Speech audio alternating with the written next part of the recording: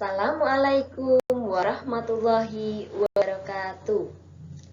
Anak-anak kelas 6 yang solih dan solihah, bertemu kembali dengan Ustazah Yuni dalam pelajaran muatan mapel IPA kelas 6. Pada kesempatan kali ini, kita akan belajar tentang perkembangbiakan hewan.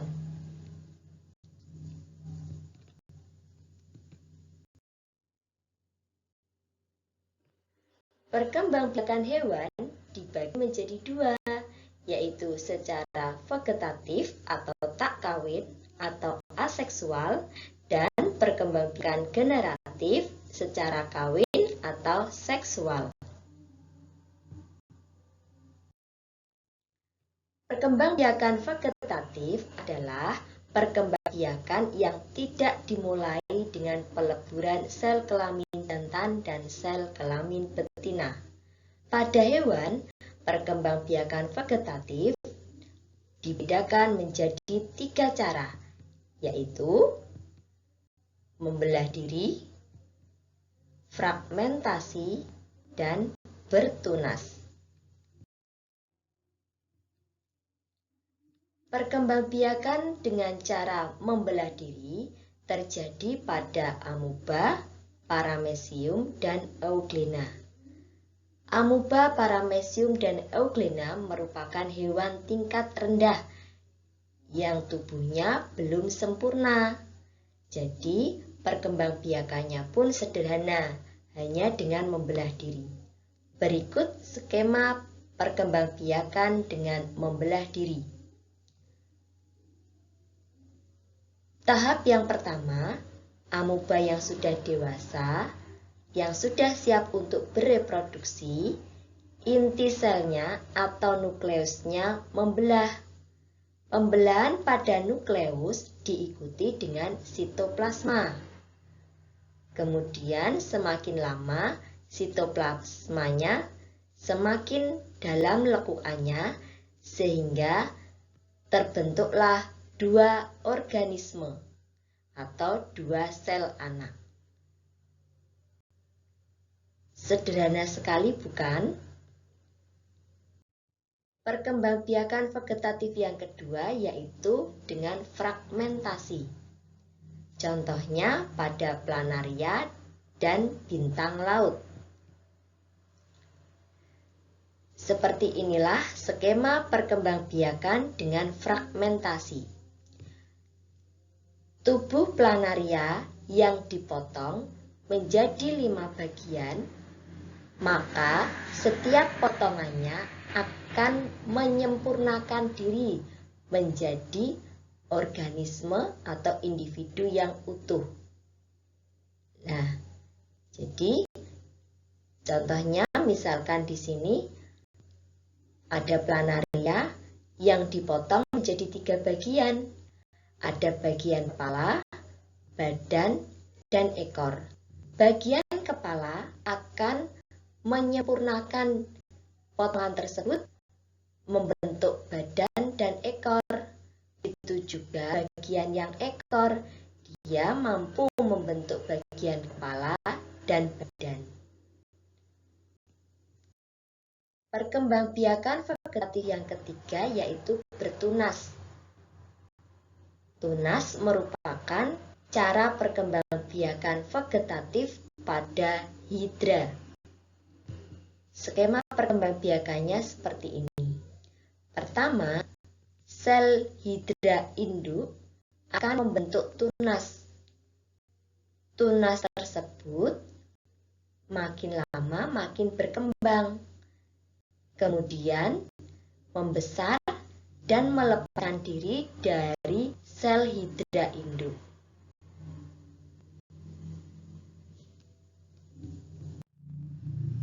Sekarang ke perkembangbiakan generatif.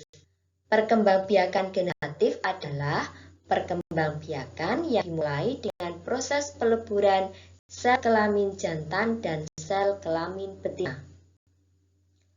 Pada hewan, cara perkembangbiakan generatif dibagi menjadi 3, yaitu ovipar, vivipar, dan ovovivipar. Perkembangbiakan generatif yang pertama yang akan kita bahas yaitu ovipar atau bertelur. Berdasarkan tempat terjadinya fertilisasi, maka pada hewan ovipar dibedakan tempat fertilisasinya itu menjadi dua. Yang pertama yaitu fertilisasi internal, yaitu proses pertemuan sel sperma dan sel ovum terjadi di dalam tubuh induk betina. Fertilisasi internal ini terjadi pada hewan ayam, cicak, kemudian burung. Kelompok yang kedua yaitu fertilisasi eksternal, di mana proses pertemuan sel sperma dan sel ovum terjadi di luar tubuh induk betina. Fertilisasi eksternal ini terjadi pada hewan ikan dan katak.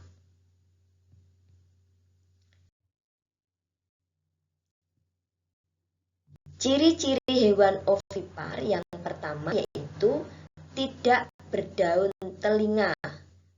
Hewannya memiliki tapi tidak memiliki daun telinga. Yang kedua, tubuhnya ditutupi oleh sisik, bulu. Yang ketiga, mengalami masa mengering. Yang keempat, embrio tersimpan di dalam telur yang dilindungi oleh cangkang. Yang kelima, embrio mendapatkan makanan dari kuning telur. Yang keenam, individu baru atau anak akan keluar atau menetas dari telur. Contoh hewan ovipar yaitu ikan, beberapa kelompok burung, beberapa jenis reptil, dan amfibi.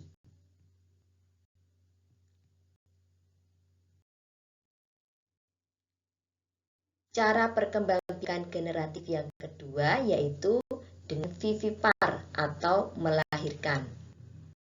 Ciri-ciri hewan yang berkembang biak dengan melahirkan, yang pertama yaitu fertilisasinya terjadi secara internal. Artinya fertilisasinya terjadi di dalam tubuh induk betina. Yang kedua, embrio berkembang di dalam tubuh induk betina. Atau bisa kita katakan embrionya berkembang di dalam rahim. Ciri yang ketiga, embrio mendapatkan makanan dari induk betina melalui plasenta. Ciri yang keempat, ada masa mengandung. Ciri yang kelima, ciri fisik hewan vivipar yaitu berdaun telinga dan tubuhnya ditutupi oleh rambut. Ciri yang keenam, individu baru atau anak akan keluar dari tubuh induk betina dengan cara dilahirkan.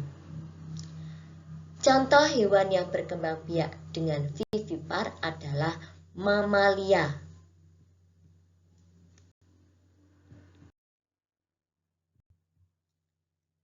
Cara perkembangbiakan generatif yang ketiga yaitu cara ovovivipar atau bertelur melahirkan. Ciri-cirinya antara lain, fertilisasinya terjadi secara internal, embrio berkembang di dalam cangkang telur yang tersimpan di dalam tubuh induk betina. Embrio memperoleh makanan dari kuning telur. Individu baru menetas dari telur, lalu keluar dari tubuh induk betina berupa anak. Jadi, di dalam tubuh induk betina itu telurnya menetas, kemudian dikeluarkan dari tubuh induk betina sudah berupa anak, seperti dilahirkan. Contoh hewan yang berkembang biak secara ovovivipar antara lain ikan pari, ikan hiu, kadal, beberapa jenis reptil misalkan ular boa, ular piton, dan lain-lain.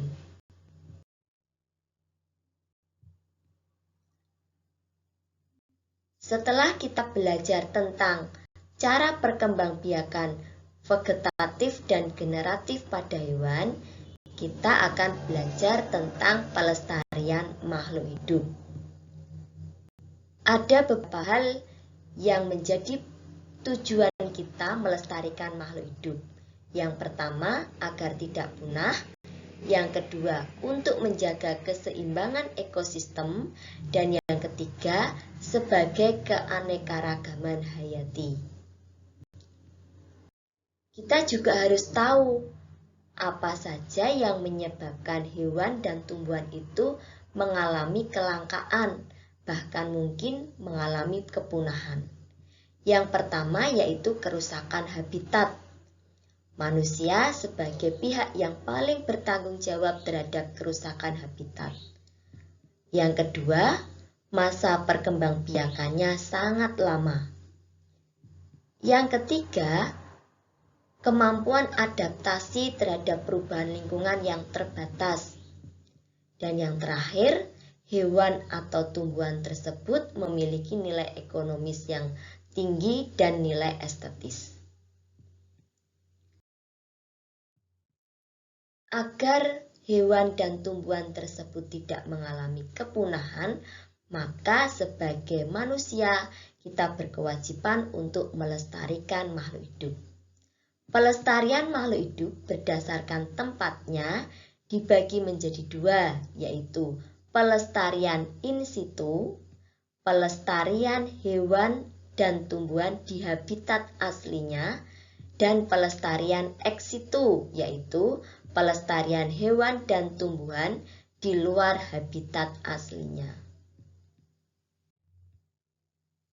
Pelestarian in situ biasanya berupa swaka margasatwa, cagar alam, hutan lindung, dan taman nasional.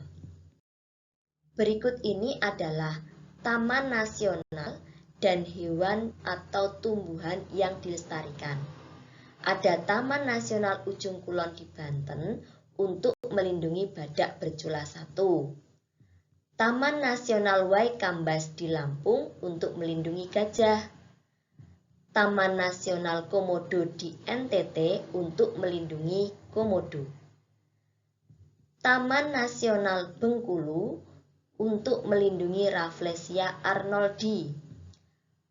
Taman Nasional Baluran berada di Jawa Timur untuk melindungi banteng dan sapi.